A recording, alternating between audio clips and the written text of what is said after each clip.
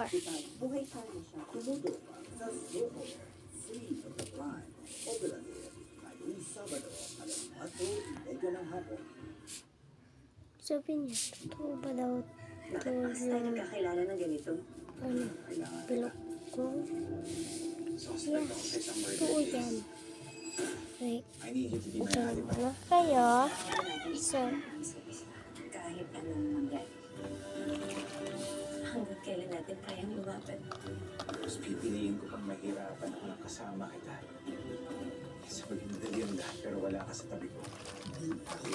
Simula March 16 na 8:45 p.m. Natagpuan nila ang bangkay kinaumagahan. Ang police, medical examiner ang pamilya.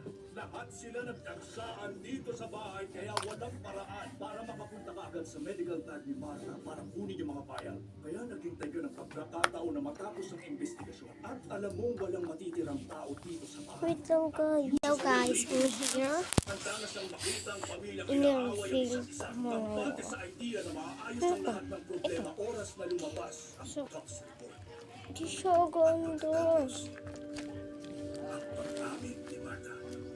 Doon niya nalaman na nabaligtad ang lahat. Doon niya napag-isip-isip na wala talagang ginawang krimen si Martha.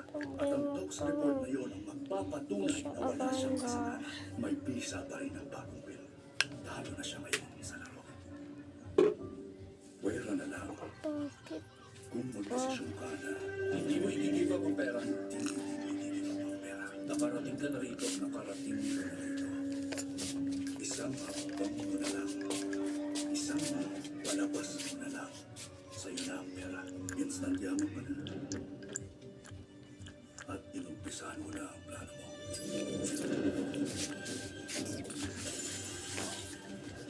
Step 1. Wasakin ang lahat ng ebidensya na walang kasalanan si Martha.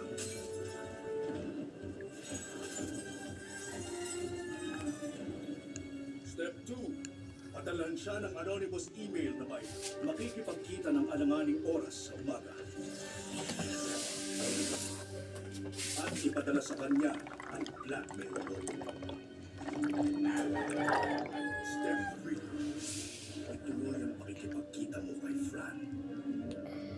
Sinasabi ko na nga ba eh. Tama ang hinala kung may ginagawa kang kademonyuhan. Hindi basta magtatakumatin si Sir Harvey. Oo, friend. Tama ka. Tama ang hinala kung ikaw ang may kasalanan. At ngayon, pagbabayaran mo yon.